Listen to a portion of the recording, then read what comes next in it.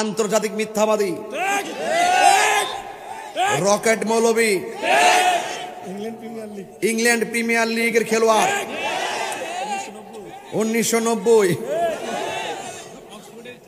অক্সফোর্ডের শিক্ষক, আন্তর্জাতিক মিথ্যাবাদী। কথা কান ঠিক কিনা? উনি হলে জামাতি বক্তা, নাম হলে তারেক মনোয়ার। উনি স্টেজে ওঠার সময় স্লোগান দেয়, শুভ্র দেশবাসী, তারেক মনোয়ার সাহেব আসতেছেন, আপনারা বসুন, আজকের প্রধান মুফাসসির। এটা ফালতু স্লোগান না। ওনার নিজের স্লোগান যখন দেওয়ার আগে এটা ফালতু হয় না। উনি গতকাল বলতেছে, নবীজির স্লোগান নারে রিসালাত ইয়া রাসূলুল্লাহ, এই স্লোগানটা নাকি ফালতু স্লোগান।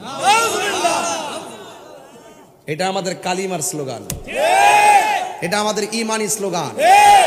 নারে রিসালাত ইয়া রাসূলুল্লাহ বলা এটা শুধুমাত্র স্লোগান না, এটা ইমানি স্লোগান, এটা ফালতু স্লোগান নয়। ঠিক কিনা বলেন?